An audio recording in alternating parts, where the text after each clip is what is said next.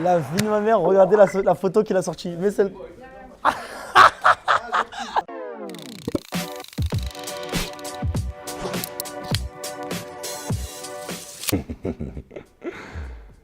Gaucher. En vrai, quand on jouait au foot, on m'appelait le gaucher. Mais d'où, comment tu sais ça, toi? C'est un délire. Parce que j'étais un gaucher, c'est vrai, mais il y en avait très peu dans le quartier. Donc tout le monde me voulait dans son équipe pour les débordements à gauche, tu vois. Donc ça vient de ça, en fait, tu vois. Comment tu sais que je l'ai vu? Je sais. Ah ouais? J'en ai parlé déjà? Non, Comment tu sais? je te dirai après. Ok. C'est émouvant en même temps ce film, même l'histoire elle est émouvante, tu vois. Mais je saurais même pas comment, je pourrais même pas l'expliquer parce que quand je regarde le film, même moi je suis partagée entre, tu sais, des fois tu regardes un film, tu le regardes normal, mais là je sais pas, tu regardes le truc, on dirait que c'est ton histoire alors que pas du tout.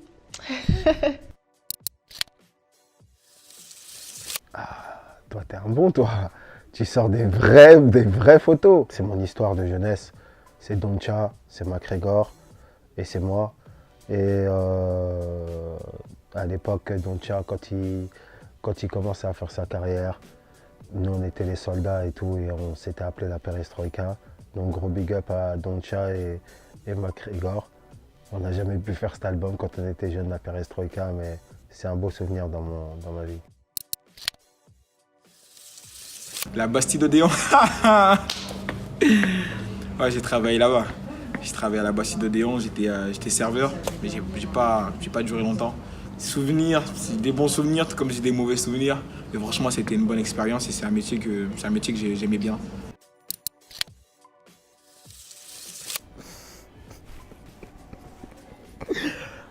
Et cette photo, c'est le quartier, hein. C'est le quartier avant. Je sais pas où tu l'as pris, je te dis la vérité. T'es super fort.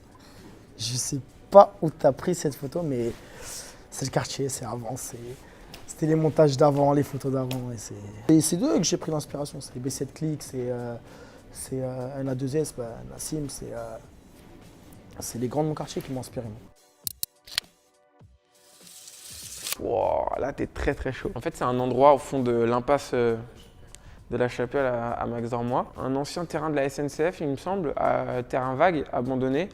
Il y a toute une partie qu'ils ont laissée un peu pour les jeunes du quartier, avec des murs tagués. Les tags se font recouvrir au bout de 3 jours à chaque fois. Tout le monde vient poser ses pièces sur le mur. Et l'autre partie, en fait, c'est fait pour faire pousser ses plantes, son petit potager, etc. pour les habitants du quartier. C'est géré par une association à Max-Dormois, du coup, dans le 18e. Et quand on était plus jeunes, tous les étés, on traînait là avec Sopico, justement, avec un Spire aussi, qui est un autre pote à moi, qui rappe aussi, qui est très chaud. Et c'est là aussi que j'ai rencontré le Cécène, dont je suis sur son album et qui était sur mon premier projet, Soleil d'hiver.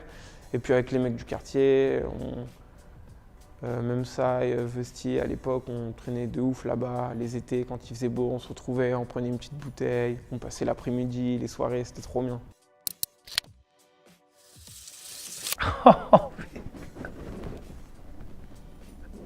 Ah, t'es fort.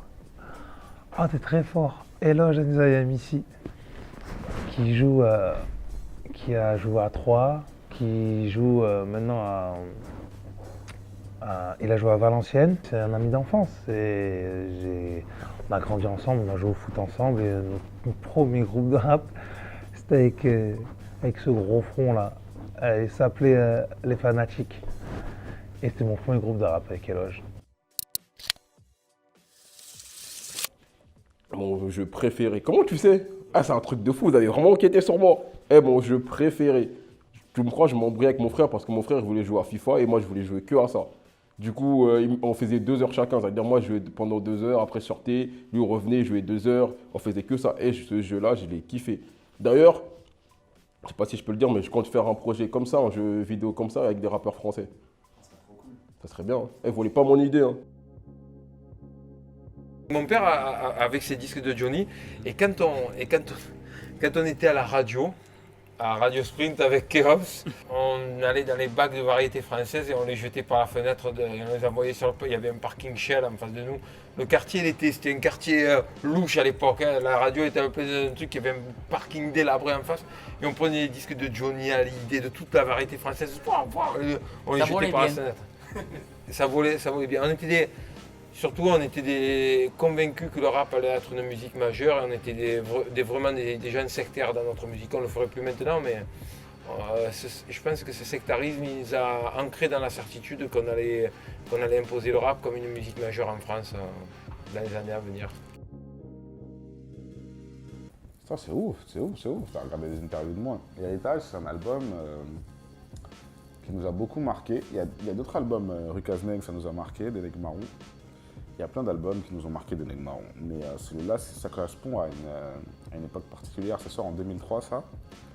Et il y a un morceau qui s'appelle L'hiver 2004 dans mon album. Et j'écoutais beaucoup aussi cet album en hiver 2004. On avait le CD.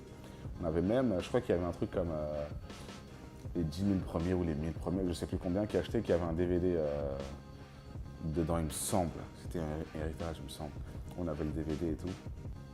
Soit si c'est pas Héritage, ça doit être Noyau dur. Mais je crois que c'est peut-être les deux. Mais je sais qu'on avait un DVD d'un des deux. Et c'était un truc de ouf pour nous. Après, c'était un contexte particulier, c'était ce qu'on vivait, etc. Et il nous correspondait beaucoup cet album-là. J'ai beaucoup aimé cet album.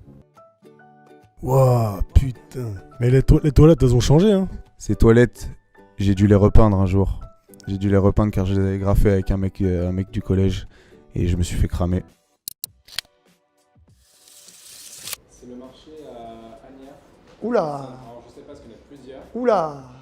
Alors, j'ai fait Asnières, mais pas beaucoup. Beaucoup Clichy. Beaucoup Clichy, marché de la mairie, marché de la Lorraine, la Courneuve. J'ai fait, je suis un enfant du marché. J'ai passé ma jeunesse, tous mes week-ends, tous mes matins, mes mercredis matins, samedi matin, dimanche matin, pendant toute ma jeunesse, toute mon enfance, au marché. Ouais, c'est vrai. Et j'ai bien vu que tu avais vu ce qui est marqué en bas. Mais pourquoi tu peux pas savoir ça? Si, je peux savoir. Ils t'appellent encore comme ça, tes parents? Comment? C'est mon père qui m'appelle comme ça. C'est mon père qui m'appelle comme ça, c'est vrai. Et il appelle ma femme Brigitte. Ouais, voilà, ouais, il m'appelle Georges. Ouais, si, c'est vrai, c'est vrai. Oh putain, mais c'est chaud. Oh, t'as là les dossiers. Qui se fait virer en premier? Ouais, c'est vrai. Lamine, tu sors! Ah, ça c'était. Qui gagnait du coup entre vous deux? Bah, c'était moi, puisque j'ai eu droit à expulsion définitive du lycée. T'avais fait quoi justement pour te faire virer les plus grosses conneries que t'as fait? Bah, alors au début, j'y allais et je foutais la merde. Et quand ça devenait chaud, j'y allais plus du tout. Donc, entre comportement et absentéisme, j'étais un chef. Tu dégages. Sombre montage, mais qu'est-ce que c'est que ça? Ah d'accord, je pensais que c'était un truc qu'Aurel avait fait de lui-même, parce qu'à l'époque il était capable de faire des montages comme ça. Alors Roller Station, ok, c'est marrant que t'aies chopé ça. Ouais, c'est un peu Camoulox, mais ouais, c'est un peu Camoulox. La rencontre avec Aurel, c'est, je bosse dans un sketch shop en 2002, je crois. Je fais stage de fin d'études dans la boutique d'un pote. Et je rencontre des mecs venus d'Alençon, dont Aurel San, Claude, Diamond de Clos et d'autres. Et on se lie d'amitié assez rapidement. Le mec qui arrive s'appelle n'importe comment, me parle de rap, me dit « Est-ce que tu veux qu'on monte un groupe ?» Je dis « Attends, je prends ma pause dans 10 minutes, viens, on va grailler ensemble. » Il y a un restaurant mexicain de la rue derrière. Et il prend un truc incroyable, il bouffe un steak d'autruche, il a un jus de cactus. Et je fais « Qu'est-ce que c'est que ce mec ?» Bon, voilà, il avait déjà, il m'avait rendu curieux, quoi. Et puis l'histoire, la suite de l'histoire, on la connaît, quoi. C'est qu'on a commencé à bosser ensemble, à se taper des bars et à bosser ensemble, quoi. Pour mon fanatisme pour ça? Je crois, ouais. Ouais. T'es bien renseigné? Roquefort, Bleu et compagnie. Oui. En fait, moi, venant du bled, ayant grandi au bled, tu sais. Comment dire ça? Tu sais, on a toujours des a priori sur ce qu'on connaît pas. Et pour moi, j'allais aller en France, vas-y, c'est le pays des Blancs, et qui mangent du fromage qui pue, etc. Donc moi, je disais, moi, le fromage, jamais. punaise, je suis devenu un gars, laisse tomber, je suis devenu un Normand. Je suis bourguignon, normand, je suis plus français que les Français. Oh là là. Oh là là. Tu sais qu'il faut pas montrer ça, on va montrer ça. Oh, Je pourrais mettre autre chose. non, faut que tu mettes autre chose, ça. Je suis un homme mort si tu mets ça. Si tu mets ça, les gens ils vont taper le blaze, ils vont tout retrouver, je serai un homme mort. Mais c'est le début, c'est le début, tu vois. Les Power Rangers photos. Waouh. Les disques de mon père.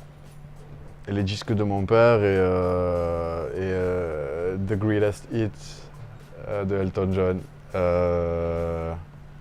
Qui est selon moi le plus beau de ces 4 disques, ou le plus redondant dans ma jeunesse en tout cas. Joe Dassin et Jimmy Mitchell, grandiose. Et Cabrel quoi. Et Cabrel, la guitare et la sonorité très méditerranéenne que peut avoir Cabrel, pardon. Les disques de mon père, que de souvenirs. T'es bien informé, gros, t'es bien informé. C'est le blast de mon premier groupe de danse, aussi que des mecs de ma cité. Je pense à Sidou The One, qui est maintenant un grand danseur, grosse carrière aux États-Unis. Et à tous mes autres amis du groupe, Bilal aussi, grosse carrière de danseur en France et tout. Gros big up à eux. On est toujours en contact, on s'entraîne des fois quand on peut ensemble et tout. Voilà. Encore un montage incroyable et un téléphone. Oh, bah ça y est, je fais le lien. Donc, si on est vraiment dans. C'est un vrai rébut là. Ah bah, vous savez quoi? Vous savez ce qu'on va faire? Parce que je pourrais vous raconter l'anecdote concernant Claude et l'âne de Shrek, mais comme il est à côté, je vais l'appeler, c'est lui qui va venir la raconter si c'est possible. Carrément. Claude, tu viens raconter ton anecdote? Ce qui te lie à l'âne de Shrek et le téléphone. D'accord. Et un téléphone. Ben, c'est parce qu'un soir, tout simplement, avec l'âne de Shrek, parce que la voix de l'âne de Shrek, c'est celle, le même doubleur qui fait Eddie Murphy. Et donc, de par ma jeunesse, j'ai toujours été fasciné par le milieu d'Eddie Murphy et je m'amusais à imiter sa voix. Alors, le téléphone, c'est simple. C'est parce qu'un jour, j'ai fait des blagues téléphoniques en menaçant de tuer des personnes, en utilisant la voix d'Eddie Murphy pour rendre burlesque, en fait, l'histoire. Ah, mon pote Billy, ta femme, on va la prendre par le cul, bordel. Et ça, c'est fini où? Ça, c'est fini qu'en fait, jusqu'où?